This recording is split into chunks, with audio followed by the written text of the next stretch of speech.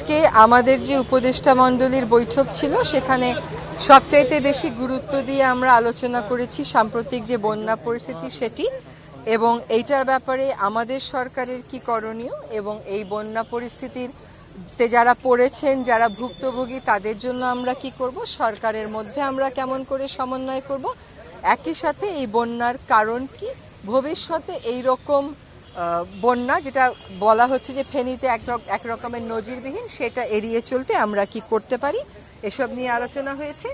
আমাদের সিদ্ধান্ত হয়েছে যে সর্বোচ্চ গুরুত্ব দিয়ে বন্যা উপদ্রুত সবকটা জেলাতেই উপদেষ্টা মণ্ডলীর সদস্যরা যাবেন। ইতোমধ্যে ত্রাণের যিনি দায়িত্বে আছেন তিনি আজকেই যাচ্ছেন আসলে ফেনীতে, কিন্তু আপনারা জানেন যে ঠিক দুর্যোগ আক্রান্ত জায়গাটাতে এখনো পৌঁছানো যাচ্ছে না, কিন্তু উনি যত নিকটে সম্ভব তত নিকটে পৌঁছিয়ে ত্রাণ কাজে সমন্বয় করার চেষ্টা করবেন এবং আমাদের মধ্যেও একটা সমন্বয় আনতে হবে, যেমন ত্রাণ, পানি, কৃষি, মৎস্য, এই সমন্বয়ের ব্যাপারটা নিয়ে আমাদের সর্বোচ্চ আলোচনা করা হয়েছে, আমাদের অনেক আলোচনা করা হয়েছে। আর আমরা শুনছি যে আসলে উজানেও অনেক বৃষ্টিপাত হয়েছে, প্লাস আমাদের যেখানে বন্যা আক্রান্ত জেলাগুলো সেখানেও অনেক বৃষ্টিপাত হয়েছে।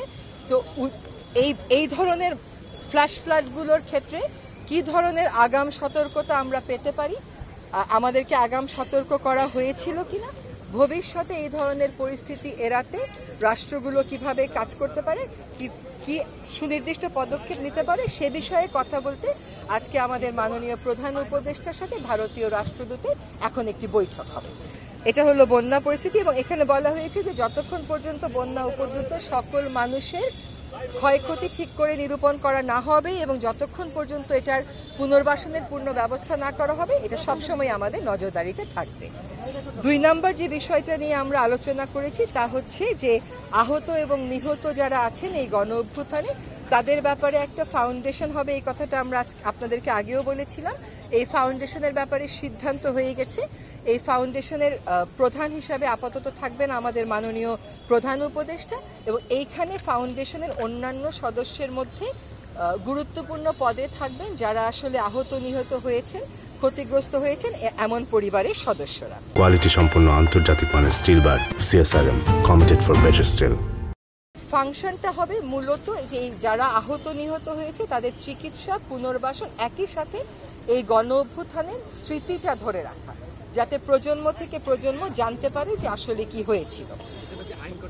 এটা একটা আইনের মধ্যে আনতে হবে, একটা ফাউন্ডেশন, একটা লিগ্যাল এন্টিটি হবে। জি, আরেকটা হচ্ছে 3 নম্বর হচ্ছে যে আমরা একটা নামকরণের নীতিমালার কথা বলেছি, নীতিমালা বা আইনের কথা, যে যখন পাবলিক রিসোর্স জনগণের টাকা ব্যয় করে কোনো প্রকল্প হয় বা কোনো একটা কিছু স্থাপনা হয়, ওইটার নামকরণটা কি নীতি অনুসরণ করে করা সম্ভব সেটার ব্যাপারে আমরা কাজ করব। এটা আসলে এক পর্যায়ে এটা একটা আইনি কাঠামোর মধ্যেই আমাদেরকে আনতে হবে, যাতে করে জনগণের টাকায় যেটা হয় সেটার এমন কোনো নামকরণ হয় যেটা কোনোভাবেই ফ্যাসিবাদকে উস্কে দিতে না পারে এবং জনমতের প্রতিফলন সেখানে ঘটে।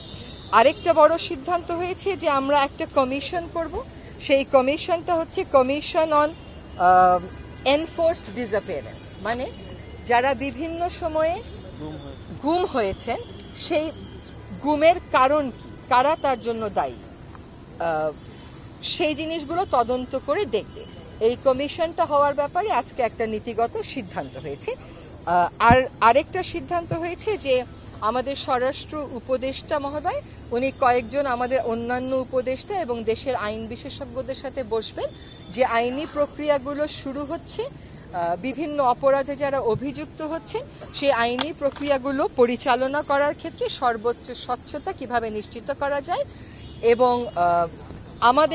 আমরা যাতে মানবাধিকারের সবকটা বিষয় সমুন্নত রেখে সম্মান করে তারপরেই আইনগত প্রক্রিয়া চালাতে পারি, সেজন্য কোথায় কোথায় কি নির্দেশনা যাওয়া প্রয়োজন সেটা এই কমিটি ঠিক করে তারপরে জানিয়ে দেবে, কারণ একই তো প্রশাসনে এখনো আমরা আছি। আরেকটা কথা হচ্ছে যে বিভিন্ন মানুষ বিভিন্ন বিষয় নিয়ে প্রতিবাদ করছেন, সেই প্রতিবাদ তারা করতেই পারেন, এটা তাদের অধিকার। অনেক বছর তারা অনেক কিছু বলতে পারেননি, কিন্তু ওই প্রতিবাদের কারণে যাতে জনজীবনে কোনো বাড়তি অসুবিধার সৃষ্টি না হয় সেটা নিশ্চিত করার জন্য এই প্রতিবাদের সাথে সরকারের কি করে একটা সম্পর্ক করে ফেলা যায়।